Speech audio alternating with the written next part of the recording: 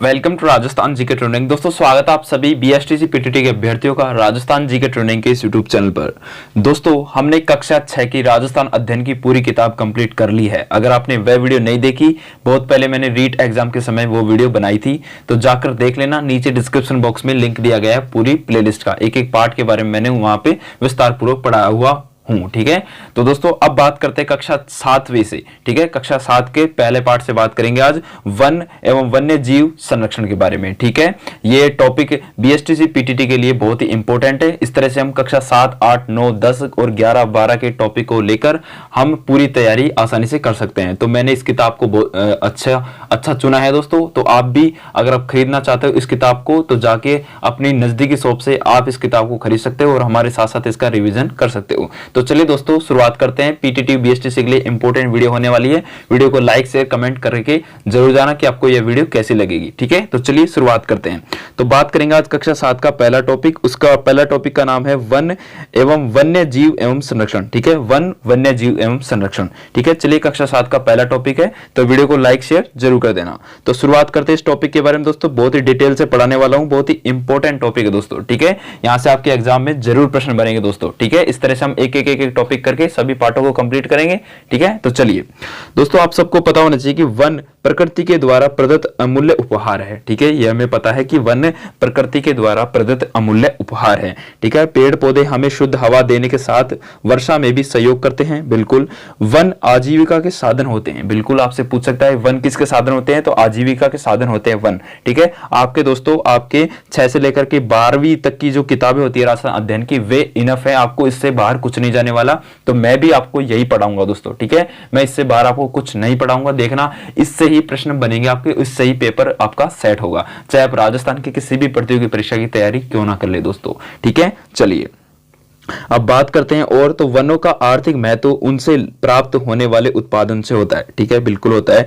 राजस्थान के वनों में इमारती लकड़ी, ईंधन की लकड़ी, तेंदू का पत्ता, बांस, गोंद, खस आदि कई प्रकार की औषधियां प्राप्त होती है दोस्तों। यहाँ पे बात आई है तेंदू के पत्ते की। दोस्तों तेंदू के पत्ते से अपने जो बीड़ी होती है, बीड़ी बनती है दोस्तों। ठीक है, चलिए अगला है राजस्थान राज्य के कुल क्षेत्रफल का लगभग 10वां भाग आता है। ठीक है, राजस्थान राज्य के कुल क्षेत्रफल का लगभग 10वां भाग आता है किसका, वन का। ठीक है, चलिए राज्य में सर्वाधिक वन क्षेत्र उदयपुर तथा सबसे कम वन क्षेत्र चूरू जिले में पाए जाते हैं। इंपॉर्टेंट है दोस्तों, अपने वन नीति भी आई थी 2021 की, उसमें भी अपना उदयपुर फर्स्ट पे था और सबसे कम पर अपने चूरू जिले में वन पाए जाते हैं। आपसे पूछ सकता है, एक प्रश्न आसानी से बन सकता है कि राजस्थान में सर्वाधिक वन क्षेत्र कहां पे पाए जाते हैं, तो आपको बताना है उदयपुर में। और सबसे कम कहां पे पाए जाते हैं, तो आपको बताना है चूरू जिले में। ठीक है, उदयपुर के बाद आपसे पूछ ले सबसे ज्यादा वन कहां पे है, तो अलवर जिले में है। ठीक है, चलिए अब बात करते हैं। वनों को 3 भागों में बांटा गया है दोस्तों। ठीक है, अपने वनों को कितने भागों में बांटा गया है, 3 भागों में बांटा गया है। ठीक है, आरक्षित वन, सुरक्षित वन और अवर्गीकृत वन। ठीक है, बात करते हैं आरक्षित वनों की।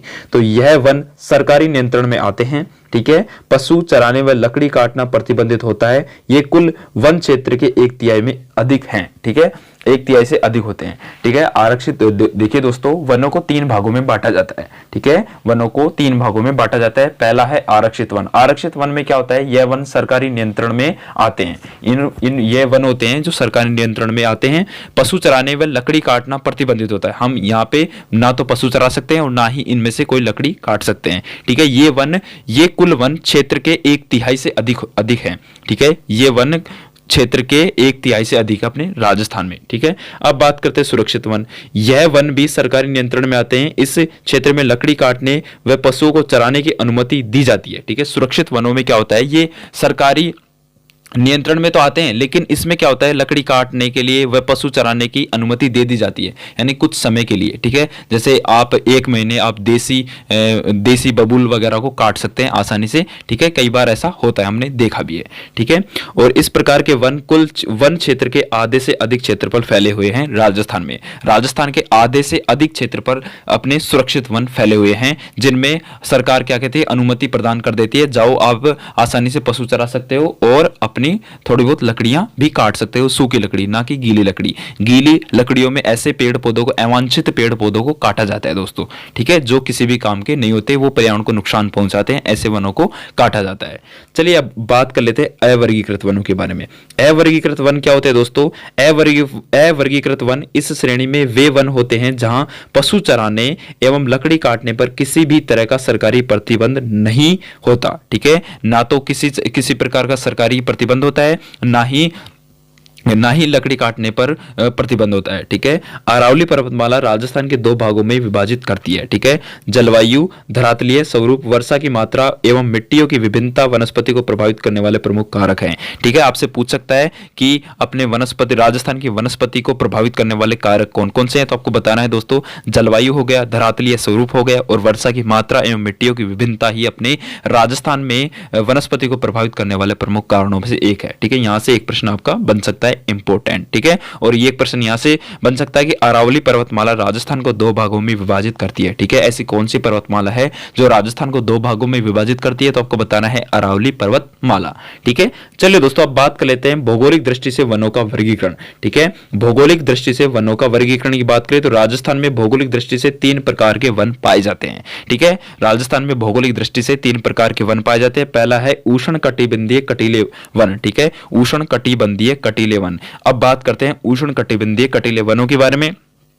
तो राजस्थान के शुष्क एवं अर्धशुष्क भागों तथा बीकानेर, जैसलमेर, चूरू, नागौर, बाड़मेर, जोधपुर, सीकर, झुंझुनू, जालोर आदि जिलों में पाए जाते हैं। आपसे पूछ सकता है कि उष्ण कटिबंधीय कटीले वन किन किन जिलों में पाए जाते हैं, तो आपको बताना है दोस्तों, बीकानेर, जैसलमेर, चूरू, नागौर, बाड़मेर, जोधपुर, सीकर, झुंझुनू, जालोर आदि जिलों में ये वन पाए जाते हैं, ठीक है, याद रहेगा। चलिए अब बात करते हैं इन वनों के बारे में। तो दोस्तों इन वनों में झाड़ियों एवं कटीले वृक्ष पाए जाते हैं, बिल्कुल पाए जाते हैं। मुख्यतः इसमें रोहिड़ा, खेजड़ी, धोंकड़ा, बेर, बबूल, कैर और नीम आदि के वृक्ष देखने को मिलते हैं, ठीक है। इस मरुस्थलीय वनस्पति को मरुद्भिद भी कहा जाता है और इस मरुस्थलीय वनस्पति को हम मरुद्भिद वनस्पति के नाम से भी जानते हैं, ठीक है। यहाँ तापमान अधिक एवं वर्षा कम होती है, बिल्कुल पश्चिमी इलाकों में तापमान तो अधिक पड़ता है लेकिन बारिश बिल्कुल कम होती है, वर्षा की मात्रा कम होती है, ठीक है, वर्षा कम होती है। अगला, पेड़ों की जड़ें गहराई तक होने से ये जमीन के काफी नीचे से पानी प्राप्त कर सकती है, बिल्कुल इन जो जैसे ये खेजड़ी के वनों के, रोहिड़ा के हो गए, धोंकड़ा के हो गए, बेर के हो गए, ठीक है, बबूल और कैर के, इनकी दोस्तों जड़ें होती है बहुत गहराई तक जाती है और गहराई में जाकर अपने पानी को अवशोषित करती है, ठीक है। चलिए, इस क्षेत्र के वनों की पत्तियां छोटी होने के कारण वाष्पीकरण कम मात्रा में होती है, ठीक है। इस क्षेत्र की जो भी वन होते हैं, आप किसी भी वन को उठाकर देख लीजिए, जैसे रोहिड़ा हो गए, खेजड़ी हो गए, धोंकड़ा हो गए, इनकी जो पत्तियां होती है वो बिल्कुल छोटी छोटी होती है। छोटी छोटी पत्ती होने का एक प्रमुख कारण है क्योंकि यहाँ पे वाष्पीकरण कम होता है, जितनी बड़ी पत्ती होगी उतना ही बड़ा वाष्पीकरण होगा। आपने वाष्पीकरण के बारे में विज्ञान में पढ़ा होगा, ठीक है, तो वाष्पीकरण कम होता है इधर, ठीक है। चलिए, जिससे क्या है कि पानी की खपत भी कम होती है। अगला, खेजड़ी बहुउपयोगी वृक्ष है, इसे कल्पवृक्ष भी कहा जाता है, बिल्कुल राजस्थान का कल्पवृक्ष आपसे पूछ सकता है। इंपॉर्टेंट प्रश्न बन गए यहां से कि राजस्थान का कल्पवृक्ष किसे कहा जाता है, तो किस पेड़ या किस पौधे को कहा जाता है, तो आपको बताना है खेजड़ी को कहा जाता है। और यह राजस्थान का राज्य वृक्ष भी है, बिल्कुल राजस्थान का राज्य वृक्ष आपसे पूछ सकता है, तो आपको बताना है प्रोसोपिस सिनेनेरिया, यानी कि खेजड़ी का वैज्ञानिक नाम आपसे पूछ सकता है, तो आपको बताना है प्रोसोपिस सिनेनेरिया, ठीक है। अगला, रोहिड़ा राज्य पुष्प है, ठीक है, रोहिड़ा अपने राज्य पुष्प है राजस्थान का, और राजस्थान का राज्य वृक्ष कौन सा है? खेजड़ी, ठीक है, खेजड़ी अपने राजस्थान का राज्य वृक्ष है और रोहिड़ा राजस्थान का राज्य पुष्प है। चलिए दोस्तों अब बात कर लेते हैं कुछ और इंपॉर्टेंट बातों की। तो अब बात करते हैं और एक छोटी सी बात और रह गई दोस्तों। यहाँ से एक छोटी सी बात क्या है कि सेवण घास अत्यधिक पौष्टिक घास है जो जैसलमेर में पाई जाती है। दोस्तों इस इलाके में एक घास पाई जाती है सेवण घास, जो अपनी गोडाउन पक्षी है ना, राजस्थान का राज्य पक्षी, उसकी ये प्रमुख घास है, उसकी स्वादिष्ट भोजन है दोस्तों। ये सेवण घास अपने अत्यधिक पौष्टिक घास है और जो अपने जैसलमेर जिले में पाई जाती है। इंपॉर्टेंट है दोस्तों आने वाली प्रतियोगी परीक्षा की दृष्टि से और आपकी बीएसटीसी पीटीटी की परीक्षा की दृष्टि से, ठीक है। तो सेवण घास से कई बार एग्जाम में प्रश्न बनते हैं। अब बात कर लेते हैं उष्ण कटिबंधीय शुष्क पतझड़ वनों के बारे में, ठीक है। उष्ण कटिबंधीय शुष्क पतझड़ वनों के बारे में हमने बात करी थी, कटीले वनों की बात कर ली। अब बात करते हैं उष्ण कटिबंधीय शुष्क पतझड़ वनों के बारे में। तो इन वनों को मानसूनी वन भी कहा जाता है। बिल्कुल इन वनों को हम मानसूनी वन के नाम से भी जान सकते हैं क्योंकि ये मुख्यतः बांसवाड़ा, डूंगरपुर, उदयपुर, चित्तौड़गढ़, कोटा, बारा, झालावाड़, अलवर, अजमेर, जयपुर, सवाई माधोपुर, करौली, बूंदी एवं टोंक जिलों में पाए जाते हैं, ठीक है। आपसे पूछ सकता है कि उष्ण कटिबंधीय शुष्क पतझड़ वन किन किन जिलों में पाए जाते हैं, तो ये मुख्यतः बांसवाड़ा, डूंगरपुर, छतरपुर, उदयपुर, चित्तौड़गढ़, कोटा, बारा, झालावाड़, अलवर, अजमेर, जयपुर, सवाई माधोपुर, करौली, बूंदी एवं टोंक जिलों में पाए जाते हैं। यानी कि ज्यादातर आधे से ज्यादा राजस्थान में उष्णकटिबंधीय शुष्क पतझड़ वन देखने को मिलते हैं। ठीक है, चलिए इन वनों में कौन कौन से पेड़ आते हैं तो इनके बारे में देख लेते हैं। तो इन वनों में सागवान, बरगद, तेंदू, सालर, महुआ, गुलर, धौंक, ढाक, साल, सीताफल, आंवला, बांस, नीम, आम, शीशम आदि वृक्ष पाए जाते हैं। ठीक है, इनमें ऐसे पेड़ भी पाए जाते हैं। ठीक है, इन वनों की अधिकांश लकड़ियां मजबूत होती हैं। इन वनों के पेड़ ग्रीष्म काल में अपनी पत्तियां गिरा देते हैं। ठीक है, अब बात करते हैं दोस्तों अर्ध उष्णकटिबंधीय सदाबहार वनों के बारे में। अर्ध उष्णकटिबंधीय सदाबहार वनों के बारे में अब बात करते हैं। तो इन वनों में क्या होता है कि इन वनों को सदाबहार वन कहा जाता है। क्यों कहा जाता है? क्योंकि ये आबू पर्वतीय क्षेत्र में ही पाए जाते हैं। ठीक है, इन वनों में मुख्यतः आम हो गया, बांस हो गया, सागवान हो गया आदि वृक्ष पाए जाते हैं जो पहाड़ी के ऊंचाई वाले भागों में पाए जाते हैं। ठीक है, याद रखना दोस्तों कि अर्ध उष्णकटिबंधीय सदाबहार वन के बारे में आपसे पूछ ले तो आपको बताना है ये इन वनों को सदाबहार वन भी कहा जाता है और ये आबू पर्वतीय क्षेत्र में ही पाए जाते हैं। ठीक है, जैसे ऊंचे इलाकों क्षेत्र में पाए जाते हैं, जैसे सिरोही हो गया, सिरोही जिले में आसानी से इन पेड़ों की संख्या देखने को मिल जाएगी आपको। तो दोस्तों ये थे अपने कुछ वनों के बारे में। अब बात करते हैं वन्य जीव अभयारण्यों के बारे में। ठीक है, वन्य जीव अभयारण्यों के बारे में अब बात कर लेते हैं। तो अभयारण्य का अर्थ आपसे पूछ लिया, अभयारण्य क्या होता है? तो अभयारण्य का अर्थ होता है दोस्तों अभयारण्य। ठीक है, यानी कि भय मुक्त वन। ठीक है, अर्थात ऐसा वन जहां वन्य जीव सुरक्षित घूम सके। इसी उद्देश्य से सरकार द्वारा वन्य क्षेत्र को संरक्षित किया गया है। ठीक है, अभयारण्य का अर्थ आपसे पूछ ले तो आपको बताना है भय मुक्त वन, यानी कि अर्थात ऐसा वन जहां वन्य जीव सुरक्षित घूम सके। इसी उद्देश्य से सरकार द्वारा वन क्षेत्र को संरक्षित किया है। ठीक है, चलिए अब बात कर लेते हैं वन्य जीव अभयारण्यों के बारे में कि कौन कौन से वन्य जीव अभयारण्य किन किन जिलों में है और उनमें कौन कौन से जीव देखने को मिलते हैं। चलिए अब बात कर लेते हैं इस सारणी के माध्यम से। दोस्तों देखिए, एक तरफ अपने क्रमशः मतलब पहला, दूसरा, तीसरा इस तरह से, और अभयारण्य का नाम है और जिला है और वन्य जीव है। ठीक है, तो यहां से आपके एक प्रश्न देखने को जरूर मिलेगा कौन सा अभयारण्य किस जिले में स्थित है। ठीक है, तो बात करते हैं राष्ट्रीय मरु उद्यान वन्य जीव अभयारण्य। ये अपने जैसलमेर और बाड़मेर जिलों में फैला हुआ है और यहाँ पे कौन कौन से जीव जंतु देखने को मिलते हैं दोस्तों हमें गोडाउन, मुख्यतः गोडाउन जिसको राज्य पक्षी के नाम से जाना जाता है, भेड़िया, सियार, लोमड़ी, चिंकारा और नीलगाय भी देखने को मिलती है। अब बात करते हैं दूसरे अभयारण्य की, तो कैलादेवी वन्य जीव अभयारण्य। कैलादेवी वन्य जीव अभयारण्य अपने सवाई माधोपुर और करौली जिले में देखने को मिलता है और यहाँ पे बघेरा, चीतल, खरगोश, भेड़िया भी देखने को मिलते हैं। अब बात करते हैं कुंभलगढ़ वन्य जीव अभयारण्य। कुंभलगढ़ वन्य जीव अभयारण्य की बात करें तो अपने राजसमंद, उदयपुर, पाली जिलों में फैला हुआ है। ठीक है, और इस वन्य जीव अभयारण्य में बाघ, भालू, चिंकारा, नीलगाय देखने को मिलती है। अब बात करते हैं फुलवारी की नाल वन्य जीव अभयारण्य, तो अपने उदयपुर में है। फुलवारी की नाल वन्य जीव अभयारण्य के बारे में आपसे कई बार एग्जाम में पूछा गया है। ठीक है, बीएसटीसी पीटीटी एग्जाम का सबसे फेवरेट प्रश्न है कि फुलवारी की नाल वन्य जीव अभयारण्य अपने किस जिले में है, तो आपको बताना होगा दोस्तों उदयपुर में। ठीक है, और इस अभयारण्य में कौन कौन से जीव जंतु पाए जाते हैं, तो बाघ, चीतल, सियार, भेड़िया और सांबर देखने को मिलते हैं। ठीक है, अब बात कर लेते हैं इंपोर्टेंट सरिस्का वन्य जीव अभयारण्य के बारे में। तो सबको पता है सरिस्का अपने कहां पे है, अलवर जिले में है और यहाँ पे बाघ, जरक, सांबर और चीतल देखने को मिलते हैं दोस्तों। अब बात करते हैं छठे वन्य जीव अभयारण्य की। छठा वन्य जीव अभयारण्य कौन सा है, टोडगढ़ रावली वन्य जीव अभयारण्य। ये अपने राजसमंद, अजमेर और पाली जिलों की सीमा पर स्थित है और ये अपने यहाँ पे दोस्तों अपने तेंदुआ, भालू, बाज, सियार, नीलगाय, रीछ देखने को मिलते हैं। अब बात करते हैं दोस्तों सबसे प्यारा वन्य जीव अभयारण्य और वो कौन सा है अपना, यह है सीता माता वन्य जीव अभयारण्य जो अपने दोस्तों प्रतापगढ़, चित्तौड़गढ़ और उदयपुर जिले में देखने को मिलते हैं। ठीक है, यहाँ पे दोस्तों एक जीव है उड़न गिलेरी। ये उड़न गिलेरी बहुत ही फेमस है, आपसे पूछ सकता है कि उड़न गिलेरी अपने किस वन्य जीव अभयारण्य में पाई जाती है, तो आपको बताना है सीता माता वन्य जीव अभयारण्य मुख्यतः दोस्तों प्रतापगढ़ जिले में स्थित है। ठीक है, और सांबर और लोमड़ी भी पाई जाती है। अब बात करते हैं माउंट आबू वन्य जीव अभयारण्य। ये अपने सिरोही में है दोस्तों और सबसे ऊंचाई पर बना हुआ अभयारण्य एकमात्र। ठीक है, और यहाँ पे दोस्तों रीछ, जंगली मुर्गा, चिंकारा और चीतल और सांबर देखने को मिलते हैं। अब बात करते हैं रामगढ़ विषधारी वन्य जीव अभयारण्य। ये अपने बूंदी में है और यहाँ पे विषधारी सांप, बाघ और रीछ देखने को मिलते हैं। अब बात करते हैं जमुआ रामगढ़ वन्य जीव अभयारण्य। ये अपने जयपुर में है, यहाँ पे बघेरा, जरक, सियार और भेड़िया भी देखने को मिलते हैं। अब बात करते हैं राष्ट्रीय चंबल गढ़ियाल वन्य जीव अभयारण्य। ये अपने कोटा, सवाई माधोपुर, करौली, धौलपुर और चंबल नदी के सहारे देखने को मिलता है राष्ट्रीय चंबल गढ़ियाल वन्य जीव अभयारण्य। यहाँ पे दोस्तों गढ़ियाल के लिए फेमस है। गढ़ियाल, भेड़िया, सियार और लोमड़ी इस अभयारण्य में देखने को मिलते हैं दोस्तों। ठीक है, तो ये थे कुछ।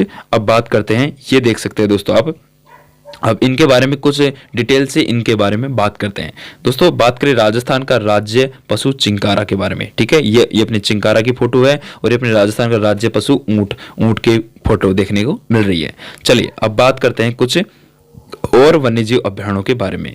तो दोस्तों आपको पता होना चाहिए दोस्तों कि जवाहर सागर अभयारण्य अपने कोटा बूंदी चित्तौड़गढ़ में है, और बंद बारेठा वन्यजीव अभयारण्य अपने भरतपुर में है, और बैंसरोडगढ़ वन्यजीव अभयारण्य अपने चित्तौड़गढ़ में है, और सवाई मानसिंह वन्यजीव अभयारण्य अपने सवाई माधोपुर में है, और सवाई मानसिंह वन्यजीव अभयारण्य सवाई माधोपुर, और वन्यजीव अभयारण्य वन्य विहार वन्यजीव अभयारण्य रामसागर वन्यजीव अभयारण्य केसरबाग वन्यजीव अभयारण्य अपने धौलपुर में है। ठीक है, और जयसंबंध वन्यजीव अभयारण्य सज्जनगढ़ वन्यजीव अभयारण्य ये अपने उदयपुर में है, और नाहरगढ़ वन्यजीव अभयारण्य अपने जयपुर में है, और शेरगढ़ वन्यजीव अभयारण्य अपने बारां में है। आपको कंफ्यूज कर देगा कि नाहरगढ़ कहां पे है, तो नाहरगढ़ अपने जयपुर में याद रखना, और शेरगढ़ आपसे पूछ ले तो आपको बताना है बारां में है। ठीक है, और तालछापर बहुत ही इंपॉर्टेंट है दोस्तों, तालछापर वन्यजीव अभयारण्य अपने चूरू जिले में है, जहां पे सबसे कम वन देखने को मिलते हैं, और सबसे ज्यादा वन अपने उदयपुर में देखने को मिलते हैं। अब बात करते हैं दोस्तों राष्ट्रीय उद्यानों के बारे में। राष्ट्रीय उद्यानों के बारे में बात कर लेते हैं। जिस तरह से वन्यजीव अभयारण्य होते हैं उसी तरह से राष्ट्रीय उद्यान भी होते हैं दोस्तों। तो राष्ट्रीय उद्यानों के बारे में बात करें तो राजस्थान में 3 राष्ट्रीय उद्यान है। चलिए इन 3 राष्ट्रीय उद्यानों के बारे में बात कर लेते हैं। तो सबसे पहला है दोस्तों केवलादेव राष्ट्रीय उद्यान। केवलादेव राष्ट्रीय उद्यान के बारे में बात करें तो यह अभयारण्य भरतपुर जिले में स्थित है, तथा यहाँ साइबेरियन क्रेन यानी कि सारस, बगुले, भैया, कोयल, बटेर आदि पक्षी पाए जाते हैं। ठीक है, तो केवलादेव राष्ट्रीय उद्यान के बारे में बात करें तो यह अभयारण्य अपने भरतपुर जिले में है, और ये राजस्थान के 3 राष्ट्रीय उद्यानों में से एक राष्ट्रीय उद्यान है। ठीक है, यहाँ पे अपने को साइबेरियन क्रेन यानी कि सारस अधिक मात्रा में देखने को मिलते हैं, और निश्चित समय पर देखने को मिलते हैं। ठीक है, अब बात करते हैं रणथंभौर राष्ट्रीय उद्यान के बारे में। तो यह अभयारण्य अपने सवाई माधोपुर जिले में स्थित है, तथा यहाँ बाघ, भालू, चीतल, सांबर, नीलगाय, मगरमच्छ आदि पाए जाते हैं। यह राष्ट्रीय उद्यान भारतीय बाघों के लिए प्रसिद्ध है। ठीक है, भारतीय बाघों के लिए एकमात्र राष्ट्रीय उद्यान कौन सा है, तो अपने है रणथंभौर राष्ट्रीय उद्यान। ठीक है, चलिए दोस्तों अब बात करते हैं मुकुंदरा हिल्स के बारे में। तो दोस्तों मुकुंदरा हिल्स राष्ट्रीय उद्यान के बारे में बात करें तो यह अभयारण्य कोटा और चित्तौड़गढ़ के रावत बाटा जिले में स्थित है, तथा यहाँ बाघ, रीछ, जरक, गीदड़, भेड़िया, सांवर, चीतल, नीलगाय, चिंकारा, सियार आदि अपन को देखने को मिलते हैं दोस्तों। ठीक है, चलिए अब कुछ और वन्यजीव अभयारण्यों के बारे में बात कर लेते हैं। तो अब नोट है दोस्तों, आदि वन्यजीव अभयारण्य पाए जाते हैं। नोट के बारे में एक छोटा सा नोट है कि राजस्थान में रणथंभौर, सरिस्का, मुकुंदरा हिल्स बाघ संरक्षण परियोजनाएं हैं। ठीक है, आपसे पूछ सकता है कि राजस्थान में कुल कितनी बाघ संरक्षण परियोजनाएं हैं, तो दोस्तों अपने रणथंभौर हैं, और एक सरिस्का और एक मुकुंदरा हिल्स। ठीक है, ये 3 बाघ परियोजनाएं हैं इस समय। ठीक है, तथा केवलादेव राष्ट्रीय उद्यान एवं सांबर झील नंबू में स्थल है, यहाँ प्रवासी पक्षी देखने को मिलते हैं। अब बात करते हैं दोस्तों वन संरक्षण नीति के बारे में। वन संरक्षण नीति से दोस्तों आपके परीक्षा में कई बार एग्जाम में प्रश्न पूछा जाता है। चलिए इसके बारे में बात कर लेते हैं। तो वन संरक्षण नीति के बारे में बात करें तो राष्ट्रीय वन नीति 1952 संशोधित 1988 के अनुसार कुल भूभाग का लगभग 33% वन क्षेत्र होना चाहिए। यानी किसी भी राज्य में अपने 33% कुल भूभाग का 33% वन क्षेत्र तो होना ही होना चाहिए, राष्ट्रीय वन नीति वर्ष 1952 के तहत। ठीक है, और राजस्थान राज्य की वन नीति 2010 में राज्य के संपूर्ण भूभाग के 20% को वृक्षाच्छादित करने का लक्ष्य रखा गया था, लेकिन राजस्थान में वन क्षेत्र का 10% ही है। ठीक है, ये बहुत गलत बात है दोस्तों कि अपने राजस्थान में लक्ष्य रखा गया था 2010 राजस्थान राज्य वन नीति 2010 में राज्य के संपूर्ण भूभाग के 20% को वृक्षाच्छादित करने का लक्ष्य रखा गया था, लेकिन राजस्थान में वन क्षेत्र 10% ही है दोस्तों, ना कि बड़ा है। ठीक है, बड़ा बिल्कुल भी नहीं है। बात करते हैं जोधपुर में केंद्रीय शुष्क क्षेत्र अनुसंधान संस्थान यानी कि काजरी एवं शुष्क वन अनुसंधान संस्थान आफरी स्थित है। ठीक है, आपसे पूछ सकता है कि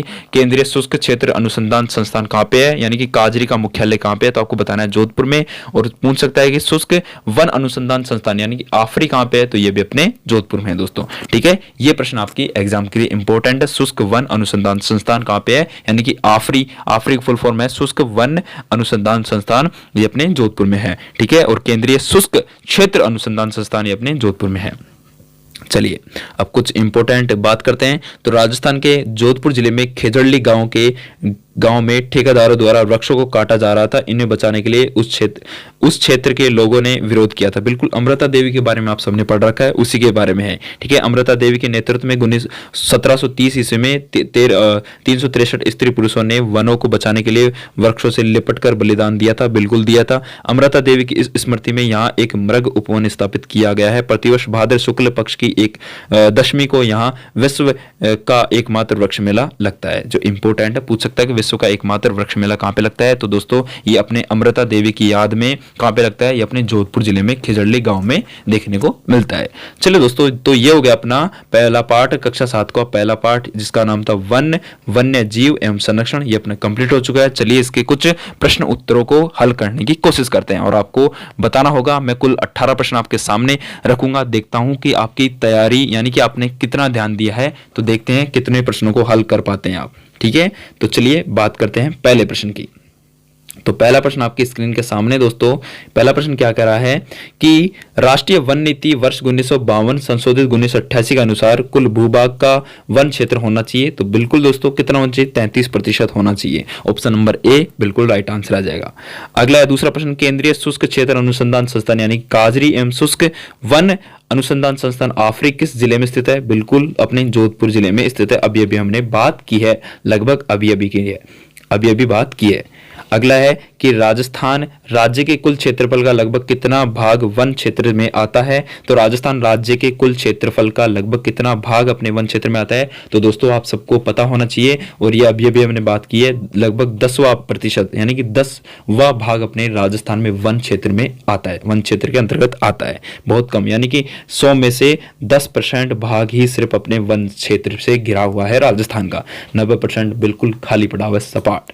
ठीक है, चलिए अगला चौथा प्रश्न है दोस्तों कि वनों को 3 भागों में बांटा जाता है, उनमें शामिल है, वनों को 3 भागों में बांटा जाता है, उनमें शामिल है, क्या शामिल है दोस्तों? उनमें उपरोक्त सभी शामिल है, आरक्षित वन, सुरक्षित वन और अवर्गीकृत वन। ठीक है, चलिए अब बात करते हैं 5वें प्रश्न की, विश्व का एकमात्र वृक्ष मेला कहां पे लगता है? तो दोस्तों अभी हमने बात की थी, अमृता देवी की याद में खिजड़ली गांव जोधपुर जिले में लगता है। ठीक है, इंपॉर्टेंट प्रश्न बन जाता है आपकी बीएसटीसी पीटीटी की एग्जाम के लिए।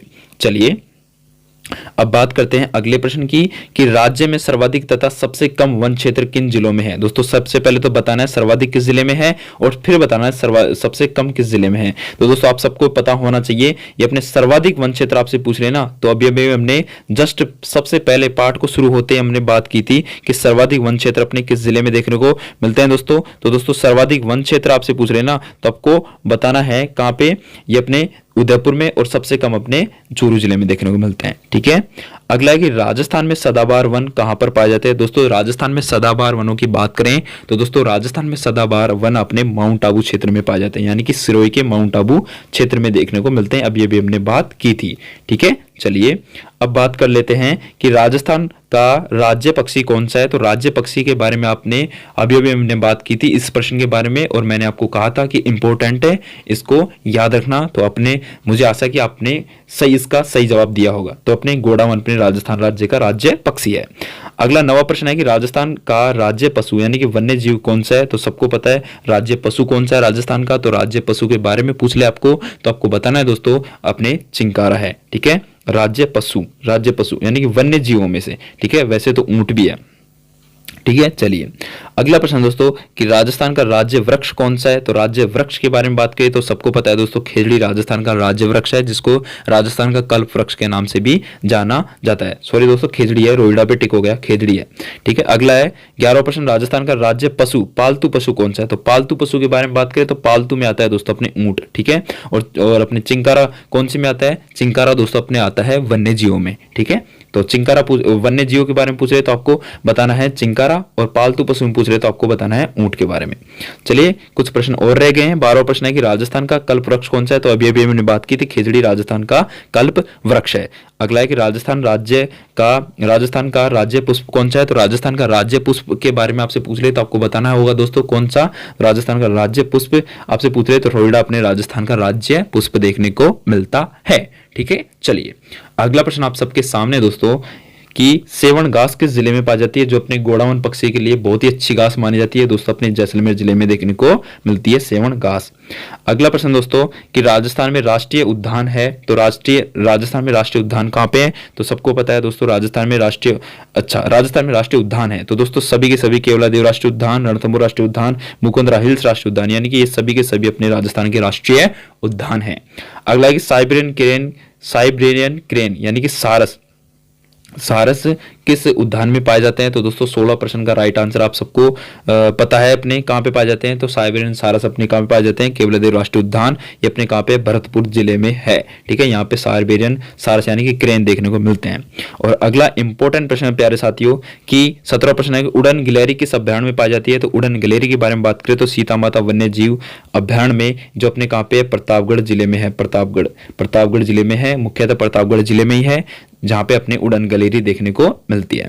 अगला और लास्ट प्रश्न दोस्तों 18वां प्रश्न आज की इस वीडियो का कि गोडावन किस अभ्यारण्य में पाया जाता है, तो गोडावन दोस्तों अपने राष्ट्रीय मरु उद्यान में पाया जाता है। राष्ट्रीय मरु उद्यान अपने कहां पे मुख्यतः अपने जैसलमेर जिले में देखने को मिलता है। ठीक है, तो दोस्तों ये थे कुछ 18 प्रश्न और अपना पहला पार्ट कक्षा 7 का कंप्लीट हो चुका है। आपके 18 प्रश्नों में कितने प्रश्न सही हुए नीचे कमेंट के माध्यम से जरूर बताना, और आपको कैसी लगी ये वीडियो और नीचे कमेंट के माध्यम से जरूर बता देना क्या हम इसी तरह से आगे और पढ़ाएं।